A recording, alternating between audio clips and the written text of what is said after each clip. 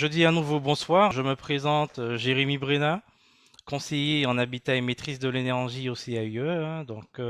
Ce soir, nous avons décidé de vous présenter un sujet, mon logement est-il décent et sain? Donc nous allons aborder différents points. L'idée c'est de pouvoir vous apporter quelques informations par rapport aux questions qui nous sont posées tout au long de l'année, hein, autour du logement. Je vous souhaite à tous la bienvenue. Nous allons démarrer cette présentation ce soir. Alors, comme je disais, le sujet de ce soir, mon logement est-il décent et sain? Nous savons que le secteur du bâtiment est en pleine mutation, hein, donc les transitions énergétiques, numériques, le renforcement des réglementations thermiques, incendie et accessibilité en sont bien une illustration. Toutes ces évolutions sont souvent difficiles à concilier, ne doivent pas pour autant nous faire oublier l'enjeu essentiel pour nos bâtiments, c'est-à-dire d'assurer le confort et la santé des occupants. Donc, nous aborderons, selon le sommaire, en deux phases. En premier lieu, nous toucherons la notion de décence du logement. En A, définition cadre réglementaire. B, sécurité et santé des occupants. En C, équipement du logement. En deuxième point, nous allons aborder la qualité de l'air dans le logement et les autres milieux clos. Donc en A, qu'est-ce qu'un logement sain? En B, identifier les différents polluants que nous pouvons trouver dans ces lieux clos, hein. En C, le cadre réglementaire. Et en D, les solutions que nous pourrons aborder et apporter sur ces différents points. Alors, tout d'abord, la notion de décence, il faut bien comprendre que ça concerne a priori tout logement mis en location, hein. Un logement décent, c'est un logement qui répond à un certain nombre de critères, notamment, il faudrait qu'il soit d'une surface au minimum de 9 mètres carrés, avec une hauteur sous plafond de 2,20 m. On pourrait considérer ceci comme sous forme de volume également, hein, un volume qui ne soit pas inférieur à 20 mètres cubes, hein, donc longueur, largeur plus la hauteur, qui fasse un volume de 20 mètres cubes environ.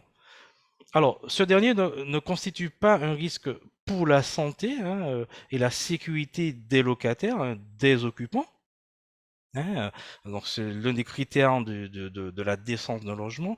Pas d'animaux nuisibles, hein, également qui respecte une performance énergétique minimale, on verra tout cela par la suite, qui comporte un certain nombre d'équipements, hein, pour le bon fonctionnement des occupants.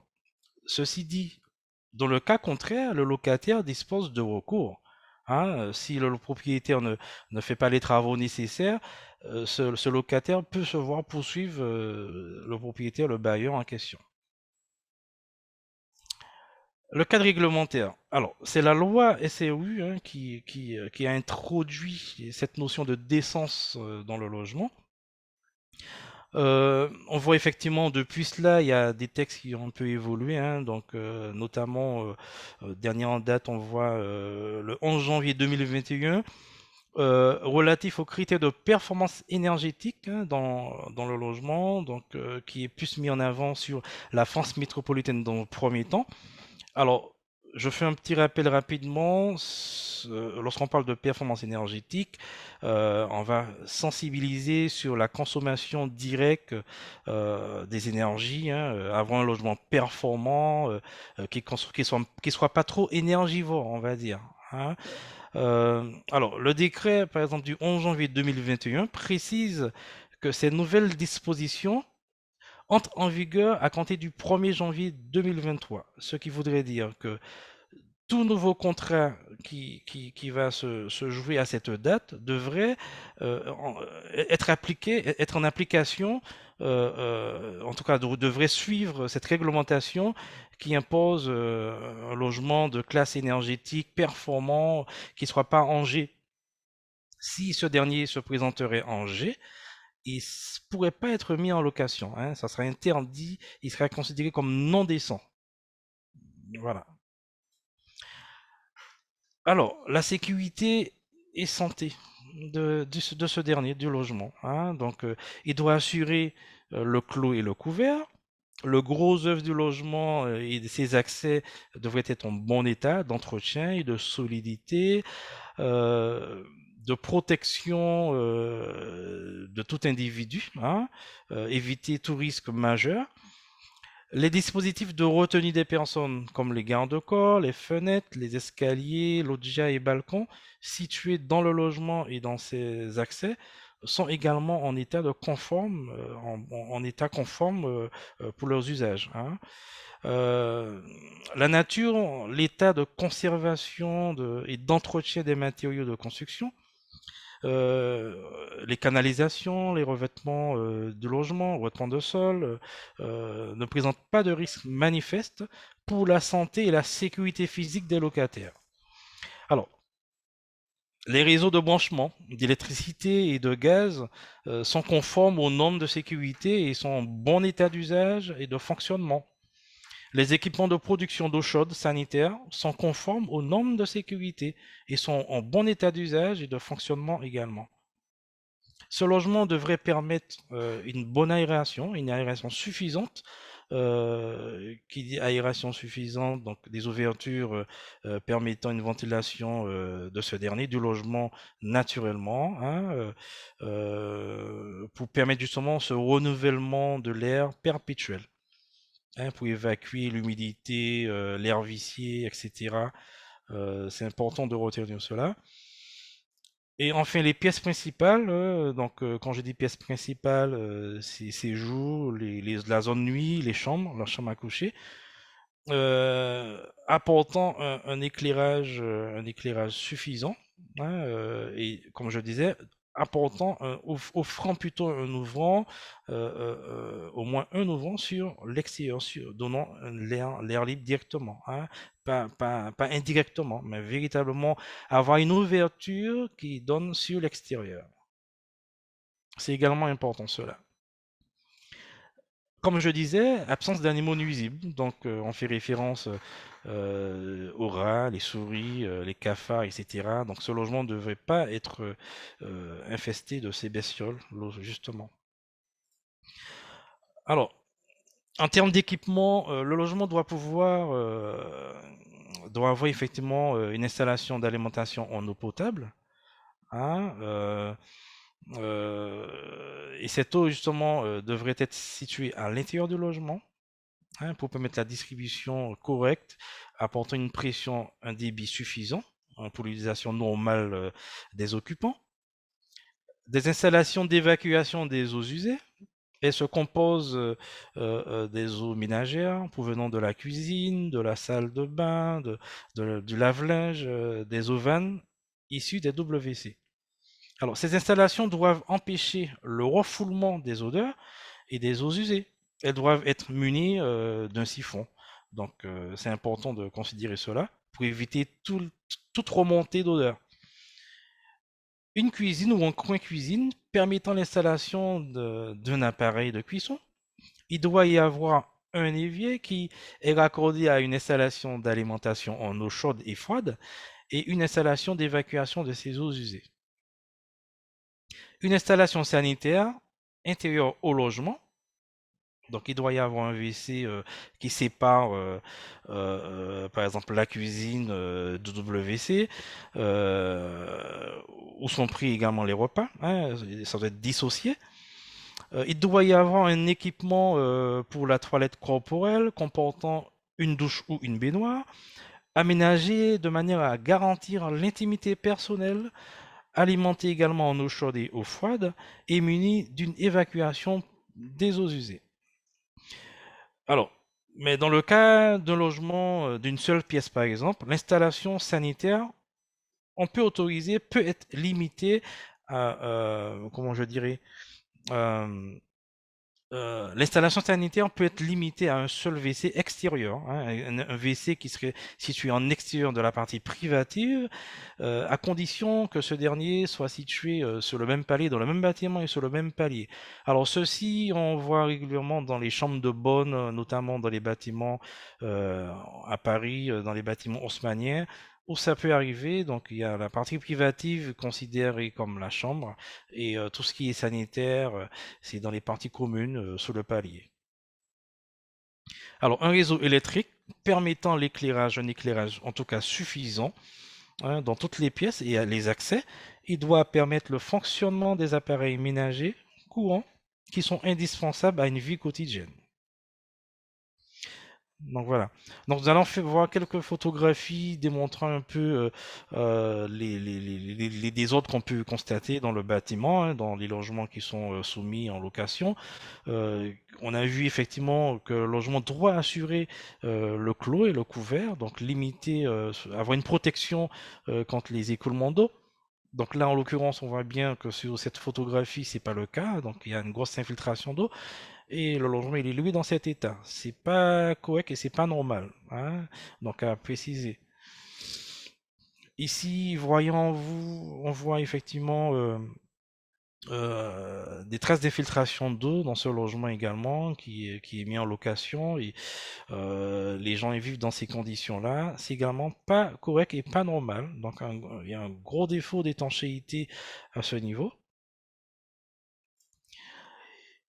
Alors, au niveau des ouvertures, les dispositifs d'ouverture et de ventilation des logements devraient en tout cas permettre un renouvellement de l'air adapté aux besoins des occupations normales du logement et au fonctionnement des équipements. Donc, qui puisse avoir une bonne étanchéité à l'eau et à l'air à la fois, hein, sans pour cela être totalement hermétique, hein, puisque il faut quand même permettre une ventilation minime, mais qui soit quand même conforme et dans les normes. Les garde-corps qui ne disposent pas une protection, en tout cas ne garantit pas une protection pour les personnes, hein, qui n'est pas du tout sécurisant. Donc faire attention à cela. Ce sont des choses que nous constatons, que nous voyons, et c'est également pas correct, pas normal d'avoir ce type d'équipement qui serait mis à disposition pour la location. Ici, dans ce logement, hein, donc on voit une infiltration d'eau. On voit les plafonds. Le plafond ici, en tout cas, il y a des traces d'infiltration qui sont liées à une grosse infiltration depuis la toiture. Le désordre que ça engendre, hein, malgré la présence d'une VMC dans cette place, parce qu'en fait, il s'agit d'une salle d'eau équipée d'une VMC. La VMC, c'est la ventilation mécanique contrôlée qui permet d'évacuer, en tout cas, le taux d'humidité présent dans cette pièce. Donc, malgré cette présence de la VMC, on voit toujours ce problème, ce phénomène d'humidité, de dégradation. Donc, qui favorise la formation, la prolifération de moisissures, qui est également pas terrible pour la respiration des personnes qui y vivent. On a ici des remontées par capillarité également. Donc, il faut totalement limiter toute venue d'eau dans un logement pour notre santé, en gros. Donc, ce bâtiment, il s'agit de ce bâtiment. On voit effectivement cette toiture terrasse avec l'étanchéité. Sans doute, il y a des points singuliers où ça favorise cette infiltration, hein, qui dégrade pas mal de zones dans le logement. Et dans plusieurs logements d'ailleurs, hein, pas un seul logement isolé, mais plusieurs logements seraient considérés, concernés en tout cas par cette situation. Donc on voit ces petits points, il y a ce risque potentiel d'infiltration à faire contrôler par des professionnels aguerris surtout. Nous basculons tout de suite sur la partie, le point électrique à ne pas négliger. Donc on voit effectivement ici un tableau électrique présentant des anomalies. Il faut savoir que tout logement de plus de 15 ans doit être soumis à un diagnostic électrique, hein, avant la mise en location. C'est pour justement prévenir les risques de départ d'incendie, les risques de mettre en danger les personnes qui sont dans le logement, hein. Donc l'installation devrait protéger les biens et les personnes. Ah, c'est important à noter. Ici, on voit un tableau électrique très vétuste, hein, très vétuste, et il dispose aucune protection, pas de DDHS, de disjoncteur de différentiel à haute sensibilité. C'est un équipement très vétuste qui n'est pas autorisé, du tout pas autorisé, en tout cas pour un logement. Voilà. Donc, tout propriétaire devrait faire contrôler son installation par un professionnel, par un électricien qualifié de préférence. Et comme je disais, pour toute mise en location, il doit être soumis à un diagnostic électrique pour tout logement de plus de 15 ans. Ça, c'est une obligation, hein. Ici, on voit sur un tableau divisionnaire des traces d'échauffement, donc il y a un risque potentiel de départ d'incendie. Il faut noter que 25 à 30% des incendies domestiques en France sont d'origine électrique. Donc, des départs de feu viennent bien souvent du tableau défectueux dans la partie privative. Alors, les prises, ici, on voit sur les images, la toute première en haut, on voit une prise qui est détachée de son logement. Donc, il y a un risque de contact direct, donc de faire attention à cela. Au milieu, on voit effectivement une prise ne disposant pas de broche de terre, donc il y a même une trace d'échauffement en partie basse, donc à faire très très attention. Donc le contrôle de mise à la terre, c'est impératif. On ne peut pas avoir un logement aujourd'hui ne possédant pas une prise de terre, c'est pas possible, hein. Donc il faut mettre en sécurité les biens et les personnes dans tout logement. La dernière prise en partie basse, on voit effectivement une autre nouvelle prise ne disposant pas de conducteur de terre non plus. Donc on voit deux conducteurs phase neutre et pas de conducteur de terre. Le conducteur vert et jaune qui joue le rôle qui est la liaison à la terre, justement. Donc à faire contrôler, à faire vérifier les installations électriques par des professionnels, hein, sachant que les normes évoluent constamment et c'est très sérieux, quoi. Il ne faut pas prendre cela à la légère. Alors, une petite question-réponse pour vous, hein, par rapport à ce que nous voyons. Alors, je lis, hein, j'occupe un logement dans lequel des moisissures apparaissent sur les murs. Pour chasser l'humidité, eh ben, j'aère mon logement, mon appartement, tous les jours, mais les moisissures subsistent. Ils persistent. Alors, mon propriétaire considère que je suis responsable. Est-ce vrai? Vrai? Pas vrai? D'après vous? Je vous laisse un petit peu cogiter. Donc, pour démontrer par là que c'est un problème qui revient, qui est récurrent, et bien souvent les locataires ne savent pas quoi faire, comment agir, qui est responsable, à qui on doit cette responsabilité. Alors, si malgré l'aération, l'humidité et la moisissure demeurent, il est possible que votre logement soit dépourvu d'un système de ventilation qui serait suffisant. Donc, il faut donc que votre propriétaire installe une ventilation qui serait adaptée, hein, permettant le renouvellement de l'air. Alors, ceci peut s'étudier au cas par cas. Donc, s'il y a moyen de pouvoir augmenter en ventilation naturelle, pourquoi pas ajouter une fenêtre qui favorisait qui va permettre ce passage de l'air, renouveler de l'air, ou encore si c'est une autre pièce par exemple un séjour, mettre un brasseur d'air, dans une pièce d'eau, mettre une VMC, un extracteur d'humidité, etc. Donc c'est véritablement au cas par cas qu'on peut étudier cette question. Voilà. Alors, euh, là, on a une peinture totalement écaillée, hein, donc euh, pour le cas, s'il s'agit d'un logement de bâtiment, en tout cas, qui date des années 48-49, il y a un risque de saturnisme par rapport aux peintures qui serait à base de plomb. Donc, il faut faire très attention à cela et ça relève de la compétence de l'ARS, l'Agence régionale de la santé, qui pourrait dépêcher effectivement un expert pour analyser ces peintures, pour voir leur état, hein, leur teneur en plomb, et pour voir s'il y a un risque de saturnisme ou pas. Mais n'empêche, je pense qu'il est quand même préférable de ne pas arriver à ce stade, hein. Pour une peinture, il faut quand même faire l'entretien pour éviter cet état de dégradation. Alors, pour ceux qui ne savent pas, une photo sous les moisissures voit un peu à quoi ça peut ressembler. Et il faut savoir que les moisissures, ce sont des champignons microscopiques qui se reproduisent et se propagent par des spores et très très rapidement si rien n'est fait. Hein. Des études de terrain sur les bâtiments performants ont justement montré que près d'un bâtiment sur deux pourrait présenter un développement fongique actif ou non visible. Hein. Donc, à faire attention à cela également.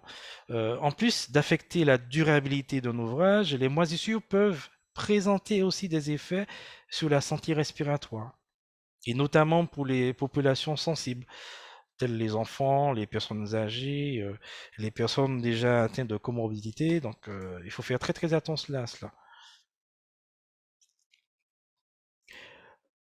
Alors, selon le Code de la santé publique, comme je l'ai dit tout à l'heure, un logement qui serait dans une cave, dans un sous-sol, ne disposant pas d'ouverture sur l'air libre, directement sur l'extérieur, ce type de logement est impropre à la location. Donc on ne peut pas tolérer un logement ne disposant pas d'ouverture donnant sur l'extérieur. Hein, ça, vous pouvez le vérifier dans le Code de la santé publique, ça. On ne peut pas tolérer un logement, en tout cas une pièce, une chambre à coucher, sans ouverture sur l'extérieur. Ici, on voit un exemple dans un sous-sol, une chambre aménagée dans un sous-sol, pas d'ouverture. Donc ça c'est incorrect. On ne peut pas soumettre ce type de logement pour la location. Et paraît-il même pas à titre gratuit non plus, hein. Donc on ne peut pas soumettre ceci. Voilà. Donc j'en ai fini pour la partie le logement décent. On va tout de suite voir la seconde partie, la qualité de l'air dans le logement et les milieux clos. Donc d'après vous, qu'est-ce qu'un logement sain? Qu'est-ce qu'on entend par un logement sain?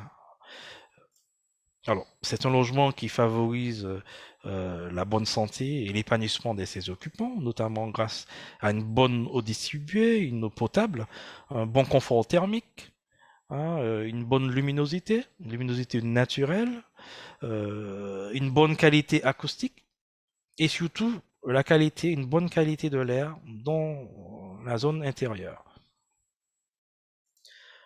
Alors, respirer est un besoin vital. Au même titre que boire, de manger, chaque jour, il faut savoir qu'un adulte inspire 15 000 litres d'air à raison de 16 inspirations par minute et 40 pour les nouveau-nés. D'où l'importance d'avoir un environnement sain, un environnement agréable, non pollué, hein, pour pouvoir être en bonne santé. Être en bonne santé. Donc, la qualité de l'air intérieur reste d'ailleurs un besoin vital. Nous passons en moyenne, à savoir 80% au minimum de notre temps dans des lieux clos, dans des milieux clos, et souvent pollués. Assurer une bonne qualité de l'air dans nos locaux n'est donc pas un luxe, c'est une nécessité pour notre santé. À faire attention, à vérifier tout cela également. Euh, connaissez-vous des sources de pollution dans votre logement? C'est la question que je vous pose. Il y a effectivement, tout dépend comment on est aménagé chez nous, hein, donc ce qu'on dispose. Il y a les poussières. Alors, s'agissant des poussières, il y a moyen de constater cela. Si effectivement il y a un rayonnement solaire qui rentre dans une pièce, il suffit de se pencher, de vérifier un peu. On voit des particules fines qui s'envolent dans l'atmosphère, qui nous environnent immédiatement. Donc ça nous laisse à comprendre le taux de particules qui sont volatiles autour de nous et que nous respirons. Donc ce sont que des polluants. Donc la poussière, les poils d'animaux, les moquettes, les produits ménagers, s'il y a des fumeurs, le tabagisme, le taux d'humidité emmagasiné dans les pièces, tout ceci, ce cocktail fait que ça donne un climat très pollué. Alors, selon l'Observatoire de la qualité de l'air, les Français perdent en moyenne 9 mois d'espérance de vie. Hein, alors, les troubles qui sont liés à cette pollution d'air intérieur, les symptômes qu'on peut ressentir, c'est des irritations au niveau des yeux, du nez, de la gorge, des nausées, tout, de l'asthme, maladies respiratoires, cancer, allergies. Donc, voyez-vous déjà ce que ça représente.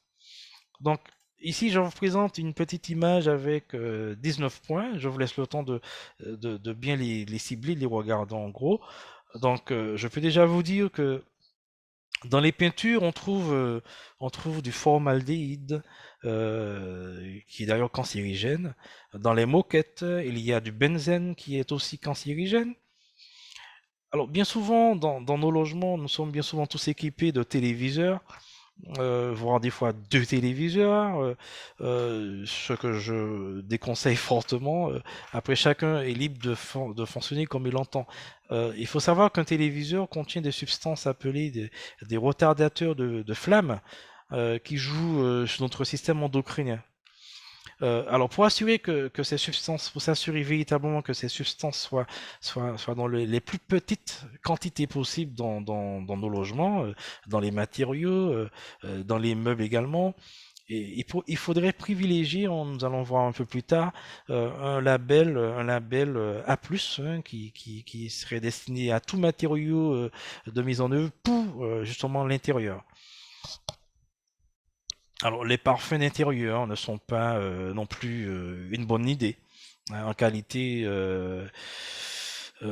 c'est vrai que bien souvent on veut assainir, on pense à des bougies parfumées, à tout type de produits qui vont amener, en plus de la pollution existante, qui va amplifier en gros l'air que nous respirons. Même l'encens. Les cols qui maintiennent les bâtonnets contiennent bien souvent des produits très toxiques qui par la suite nous pouvons respirer et c'est nocif pour l'homme en gros. Donc on peut déjà voir effectivement les différents points sur cette image. Là nous pourrons trouver alors en matière d'équipement, les activités humaines, les occupations des locaux, les matériaux de construction et de décoration. Hein, donc on peut déjà cibler ces différents points. Ceci dit, il existe des solutions, hein, donc nous allons pas tous les voir. Alors, par exemple, il convient de privilégier des produits naturels comme les huiles essentielles ou le bicarbonate de soude. Une petite solution, 2 cuillères à soupe dans une coupelle absorbe des odeurs. Par exemple, la lavande est également une bonne solution. Donc, faire des recherches à ce niveau pour savoir quels seraient les produits les plus adaptés, qui sont les moins émissifs possibles pour notre environnement, pour notre habitat, pour notre santé, etc. Je sais par exemple, pour ceux qui auraient peut-être des enfants, il faut faire attention aux huiles essentielles pour la diffusion, pour les parties, pour les zones fermées. Faire attention également à cela. Alors, les COV organiques, les composants organiques volatiles, les COV, que nous pouvons trouver un peu partout, ce sont des produits chimiques volatiles qui se propagent dans l'air, de nos habitations, dans tous les milieux clos, habitations, crèches, écoles, bureaux, les hôpitaux, etc. Tout bâtiment, il y a ce risque de COV qui se propage. Alors, du fait de leur volatilité, les COV s'échappent de divers matériaux et produits de consommation courante et se répandent plus ou moins de leur milieu d'émission. Alors, ces COV se volatilisent plus ou moins rapidement dans l'air intérieur et le contaminent de façon tenace. Certains d'entre eux modifient la composition chimique de l'air que nous respirons, l'air ambiant. Ils sont considérés comme des polluants. Alors, ici, je vous montre effectivement sur ce graphisme, on voit sur la partie gauche l'air intérieur et l'air extérieur sous la droite. Donc on voit la différence. Donc on voit bien effectivement que l'air intérieur est bien plus pollué que l'air extérieur. Donc selon des études, l'air intérieur est 3 fois, voire plus, voire 8 fois, beaucoup plus pollué que l'air extérieur. Donc ça fait réfléchir, ça fait beaucoup réfléchir. Donc à savoir comment nous composons nos intérieurs, ce que nous émettons. euh, il faut vraiment réfléchir à tout cela. Où trouve-t-on des COV? Alors, les COV sont utilisés dans de nombreux procédés, dans une vingtaine de secteurs d'activités différents. Imprimerie, mécanique, textile, pharmacie, agroalimentaire, notamment en tant que solvant, dégraissant, agent de nettoyage, conservateur, etc. Les composants organiques volatiles sont présents en grande quantité dans beaucoup de matériaux de construction et surtout de décoration. On va faire un point dessus. Alors, les émissions de COV proviennent à 45% de l'utilisation des solvants. Les COV les plus communs sont les terpènes, le benzène, les formaldéhydes. D'ailleurs, le formaldéhyde, c'est l'un des produits les plus toxiques que nous pouvons trouver, hein, dans les matériaux de décoration. Alors, le formaldéhyde prélevé dans l'air ambiant provient des rejets gazeux polluants chimiques de nos objets au quotidien. Voilà. Donc, je vous montre une petite liste des matériaux dans lesquels on peut effectivement potentiellement trouver le formaldéhyde. Hein, donc, tout ce qui est bois aggloméré, les panneaux de particules, mélaminés, stratifiés, panneaux de contreplaqué, etc. Tous les différents panneaux entrecollés, les peintures traditionnelles et classiques. Alors ici, par exemple, bien souvent, on voit sur des pots de peinture où les fournisseurs ils indiquent 0 COV. Excusez-moi, mais moi je n'y crois pas. Donc le 0 COV, ça n'existe pas. Faire attention à cela. Dans les papiers peints, les cols, les vernis, les tapis moquettes, les jouets, hein, on va faire un petit topo d'ailleurs sur les jouets, hein, les produits ménagers, les détergents, pareil, on peut toujours faire soi-même des produits d'entretien, limiter tout ce qui est produits détergents, les produits cosmétiques, vêtements synthétiques, linge de maison, les fumées et vapeurs de cuisson. Donc il y a moyen de réagir à cela. Donc on est par exemple en Martinique, aux Antilles, on peut facilement ouvrir les fenêtres lorsqu'on fait une cuisine, lorsqu'on cuisine, pardon. Euh, En appartement, on peut utiliser une hotte aspirante. Il y a des solutions pour limiter les vapeurs d'eau dans l'atmosphère qui vont augmenter un peu cette pollution et même la prolifération d'humidité et le développement des moisissures également. Alors, les fumées de tabac également. Il faut savoir qu'une personne qui fume dans un milieu clos, cette fumée est tapissée sur chacun des murs. Ça, il faut le savoir. Les bougies, on a vu, les bougies parfumées d'ambiance, l'encens, etc. Alors, ici, on voit une chambre d'enfant bien décorée. Elle est très très belle, cette chambre. Alors, il faut savoir que la chambre de bébé est la pièce dans laquelle on retrouve malheureusement le plus de formaldéhyde. Il est prouvé que cette jolie chambre, elle est bien polluée avec la cuisine, hein, c'est la plus polluée avec la cuisine. La chambre d'enfant, hein, et la cuisine, c'est les deux pièces dans une maison où on trouve le plus de pollution. Euh, les parents préparent l'arrivée de bébé, hein, et ils s'investissent pour lui faire un cocon tout douillet, mur et plafond fraîchement repeint, un beau luminaire, nouveaux rideaux qui sont le neuf, hein, un joli tapis moelleux, coussin de décoration, fauteuil à bascule, meubles tout neufs, lit, armoire, table allongée, jouets par dizaines, les parfums d'ambiance à la vanille, etc. Autant de belles attentions qui peuvent être malheureusement très dangereuses pour bébé, car chacun de ces éléments rejette pas mal de COV. Hein, il faut savoir que les COV, ils sont totalement invisibles. Il faut redoubler de vigilance pour justement les capter. Donc, je ne sais pas si j'ai un petit peu interpellé certains sur cela, mais ce sont des choses à savoir, à noter, à faire attention à tout ce que nous voyons, qu'on nous propose sur le marché. Ça peut être très très joli, mais d'un autre côté, avoir un aspect négatif. Je vous parlais de l'étiquette. Cette fameuse étiquette, hein, qui a vu le jour depuis janvier 2012. euh, Comment dirais-je, alors, vous pouvez observer l'une de ces étiquettes sur les emballages des produits de construction, hein, ou de décoration que vous achetez, hein, qui va de A à C. Donc A qui veut dire que ce soit un produit qui va émettre moins de particules qui seraient considérées comme moins polluants que C.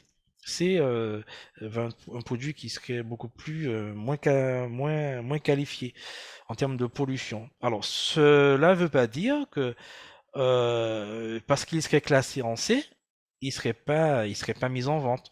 Donc libre à chacun de pouvoir faire les bons choix, à poser les bonnes questions, à se documenter, à s'informer avant de s'équiper, hein, à se renseigner. En tout cas, l'étiquette est bien là, qui existe depuis 2012, c'est pour interpeller justement dessus. Voilà. Que faire justement pour avoir une bonne qualité de l'air chez soi? Euh, c'est très simple, je dirais. Comme ça, dit comme ça, c'est très simple.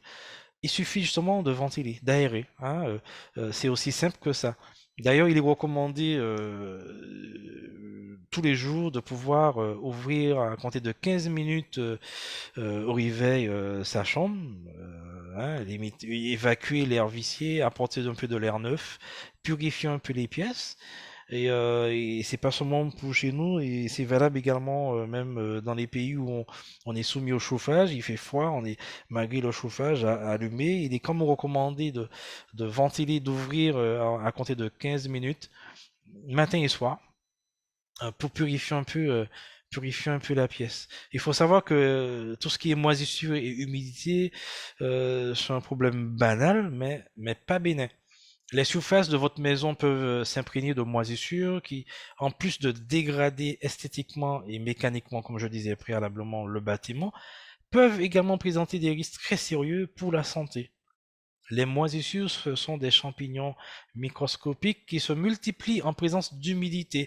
Le fait de ventiler, d'aérer, euh, euh, il faut savoir que l'un des remèdes contre l'humidité, c'est l'aération, la ventilation naturelle. Donc n'hésitez pas à le faire, c'est gratuit, n'hésitez pas à le faire. Cependant, le petit bémol que je mettrai, si par exemple on a effectivement aujourd'hui Madelinéen qui, avec l'indice Atmo, nous présente un peu la qualité de l'air atmosphérique, la qualité de l'air extérieur, que nous pouvons distinguer, qui va d'une échelle de,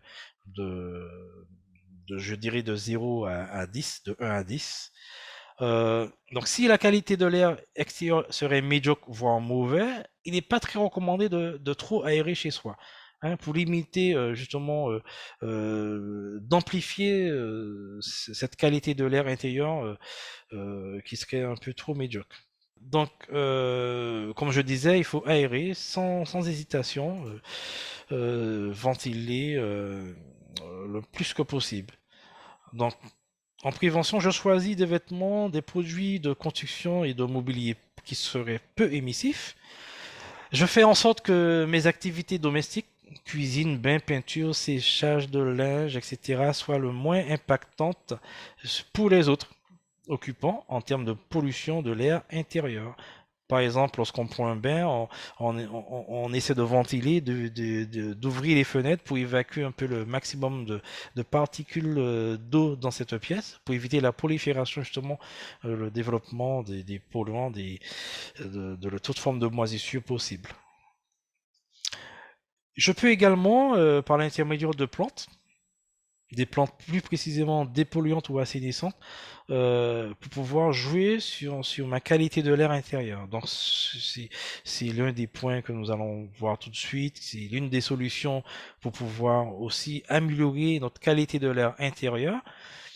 On va commencer avec les chrysanthèmes. Alors la NASA a découvert que ces plantes étaient d'incroyables purificateurs d'air.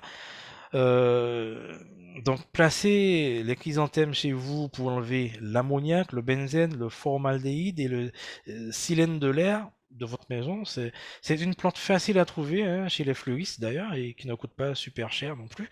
Donc, c'est un moyen de pouvoir jouer sur la qualité de l'air, purifier un peu son air intérieur. Et en second plan, il y a la plante araignée, hein. La plante araignée fait aussi partie des plantes dites dépolluantes. Elle élimine aussi le formaldéhyde, le monoxyde de carbone, le toluène, le benzène et le xylène présents dans l'air intérieur. Alors, la plante araignée est incroyablement facile à faire pousser, donc pas besoin d'avoir une main verte pour la planter. Donc, tout le monde peut s'y mettre. Euh, Demande pas trop d'entretien non plus, hein, donc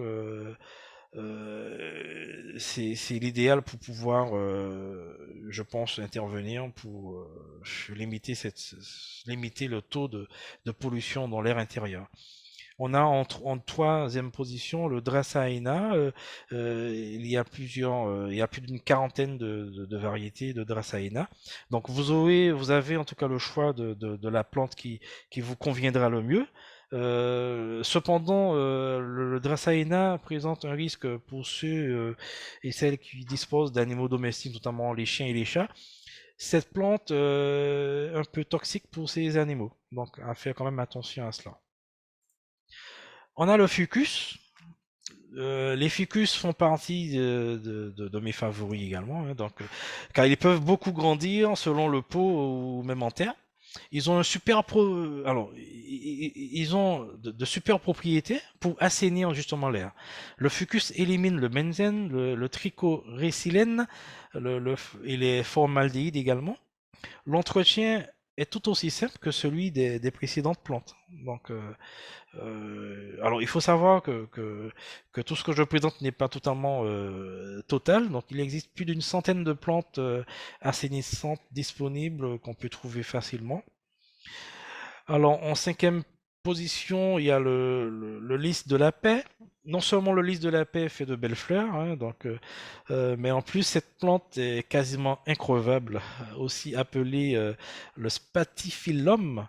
Cette plante a des fleurs pendant tout l'été, vraiment, qui peut effectivement apporter une certaine joie, embellir un peu son environnement.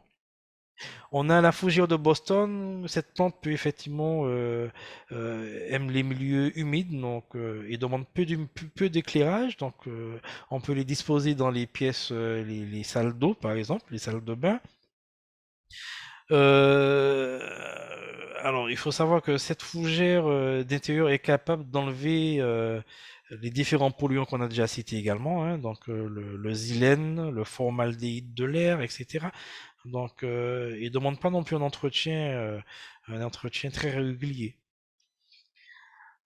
On a également en septième la langue de belle-mère, euh, appelée également le sans-evière, sont partout dans les bureaux, les restaurants, parce que ne demande pas beaucoup d'entretien, demande pas un arrosage régulier. Voilà, c'est une plante assez résistante.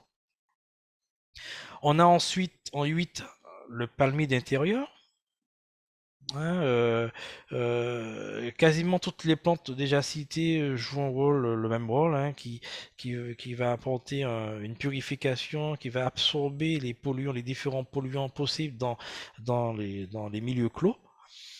Et enfin, en dernier lieu que j'ai retenu, l'aloe vera, hein, l'aloe vera qui ne cesse de présenter un peu ses vertus. On connaît déjà cette plante sous l'aspect santé, hein, donc on peut l'usage qu'on en fait. Mais ce n'est pas tout, hein. Cette plante permet de nettoyer l'air, hein, intérieur de votre maison. Avec une plante aloe vera chez vous, vous allez pouvoir supprimer efficacement le formaldéhyde également dans l'air intérieur. Pour ce qui est de l'entretien, comme c'est une plante qui pousse un peu dans les régions assez arides, demande pas trop d'entretien, demande pas non plus trop d'apport en eau. Donc voilà un peu pour la liste que j'ai choisie pour vous présenter ce soir. Donc il y en a encore bien d'autres, hein, donc vous pouvez toujours pousser vos recherches si vous êtes intéressé par cela. Alors, j'en ai fini pour ma présentation de ce soir. J'espère vous avoir en tout cas apporté des éléments complémentaires à ce que vous déjà connaissez. Euh, Alors, il faut savoir que vous soyez propriétaire ou locataire, vivre dans un logement décent et sain est primordial car notre santé et la sécurité, notre sécurité en dépendent. Donc, des solutions simples et gratuites existent, hein, donc on a pu déjà voir concernant notre santé. Pour ce qui est de la décence, il faut en revanche connaître la réglementation qui des fois évolue. Donc, il y a des moyens de pouvoir se renseigner. Donc, n'hésitez pas en tout cas à revenir vers nous au CAUE. Donc, on se tient à votre disposition pour toute question relative à ces problématiques et tout ce qu'on a pu voir ce soir. Alors, je vois déjà dans le chat quelques questions. Alors, quel type de société peut mesurer le taux de pollution, je suppose, dans l'air d'un logement, poussière, etc. Euh, Dans une location d'un appartement, le coût de l'intervention est-il à la charge du propriétaire? Alors, pour répondre à cette question, effectivement, malheureusement, en tout cas, j'ai compris qu'en Martinique, il n'existe pas de dispositif pouvant se dépêcher pour le particulier, hein, pour pouvoir mesurer en tout cas le taux de pollution dans l'air et les formes de polluants existants. Il y a effectivement l'organisme Madininaire qui peut intervenir, mais pas pour le particulier. Ce serait pour des bâtiments recevant du public ou le cas où Madininaire pourrait intervenir, ce serait si c'est une demande localisée et dépêchée par l'ARS qui pourrait effectivement intervenir. Je sais effectivement qu'en France métropolitaine, il y a effectivement, si il vous suffit de voir votre médecin généraliste, si vous avez des symptômes, vous comprenez qu'il y a un défaut des polluants dans votre milieu clos. Vous allez voir votre médecin traitant, votre médecin généraliste, qui pourrait effectivement lui faire intervenir un CMEI, c'est un conseiller médical en environnement intérieur. Lui, il a pour mission de pouvoir effectuer une visite dans toutes les pièces de votre habitation, mener une petite enquête personnalisée et vous s'informer également sur votre rythme, votre style de vie, hein, comprendre un peu ce qui s'y passe. Mais malheureusement, il me semble bien que c'est pas présent en tout cas en Martinique. Je ne sais pas pourquoi. Donc et voilà. En termes de pollution de l'air intérieur, il faut faire très attention à ce que nous mettons en œuvre dans nos logements, notamment lorsqu'on fait une rénovation, lorsqu'on fait euh, comment je dirais, tout ce qui est décoration, faire les bons choix, comme je disais, s'inquiéter sur ce que dit l'étiquette. Poser la question aux fournisseurs sur les étiquettes qui existeraient, les risques d'émanation, les risques de prolifération des fibres, des différents polluants dans l'atmosphère, pour limiter effectivement de nos polluer dans nos milieux clos. Euh, oui, je vois Daniel Philippe, exposé très instructif, à renouveler pour sensibiliser un maximum. Oui, comme je disais, on essaie de faire au mieux de ne pas trop en dire non plus. Donc, nous sommes quand même présents au CAIE. Si vous avez des questions personnalisées, vous pouvez toujours nous contacter. Alors, j'ai une question. La laine de roche, comment, comme isolant, est-elle saine? Euh, Alors, il faut savoir que la laine de roche, euh, comment je veux dire cela? Il y a plusieurs types d'isolation, hein, donc, d'ailleurs, on a fait un webinaire sur l'isolation thermique, qui est d'ailleurs, je pense, présent sur notre site. Vous pouvez toujours les consulter également. Donc, il faut savoir que la laine de roche répond à un certain nombre de critères. Notamment, ça reste quand même une laine performante par rapport à la laine de verre, en l'occurrence. Euh, mais n'empêche, dégage quand même des particules. C'est fibreux, donc ça dégage quand même des fibres euh, à éviter d'inhaler. D'ailleurs, pour la mise en œuvre de la laine de roche, il faut quand même faire appel à un professionnel aguerri qui, lui, va avoir tout un accoutrement, un équipement pour limiter le contact direct de la peau avec cette laine. Donc, faire attention, c'est pas un produit naturel, la laine de roche, quand bien même c'est issu de roches volcaniques qui a été concassée, qui formait cette laine. En termes de résistance, la laine de roche, elle est performante. Pour donner un petit exemple, si il y a une venue d'eau et cette laine serait trempée, eh ben, elle va effectivement se tasser. Il suffit d'apporter un peu de ventilation naturelle et elle reprend rapidement son état initial et porter certaines garanties d'isolation primaire. Voilà. Alors, l'isolation laine de roche en déroulé entre la tôle et le faux plafond. Euh, oui, il y a différentes, enfin, il y a différents usages, tout dépend de ce qu'on souhaite faire. Effectivement, la laine de roche en déroulé, c'est vendu comme cela, notamment. Il y a une protection. D'ailleurs, il est important de mettre ce qu'on appelle un pare-vapeur pour effectivement éviter qu'il y ait des particules qui se propagent dans la partie habitée. Donc, d'où l'intention de le mettre dans le plénium entre la tôle et le faux plafond pour éviter un échange direct avec les personnes qui vivent dans la partie privative. Je peux également dire que il y a d'autres aussi. Vous posez des questions sur l'isolation thermique, hein, j'entends bien. Il y a, il y a, il y a pas mal de possibilités en termes d'isolation. Pour revenir sur la qualité de l'air intérieur, il faut noter que tout produit que nous apportons dans notre habitat a un impact sur notre santé, hein. Il y a, je l'ai dit, ce qu'on appelle les COV, les composants organiques volatiles, qui sont constants tant que le matériau il est en place. Donc ça se propage, ça se diffuse dans l'atmosphère, nous respirons. Donc c'est pourquoi il est important de faire attention aux produits que nous mettons dans nos logements. J'espère avoir répondu un peu à cette question. S'il y a d'autres questions, alors que pensez-vous du placo et de la laine de verre en isolant thermique et acoustique entre feuilles, entre les feuilles de place? Alors, les feuilles de placo, oui, j'avais bien compris. Alors, alors, il y a deux aspects. Alors, il y a l'aspect technique du bâti, il y a l'aspect sécurité, il y a l'aspect sanitaire, il y a pas mal de choses qu'on peut mettre en œuvre pour comprendre, pour essayer de comprendre vers quoi on veut prétendre. C'est-à-dire que c'est vrai que un faux plafond, par exemple, en placo, c'est un bon rendu thermique.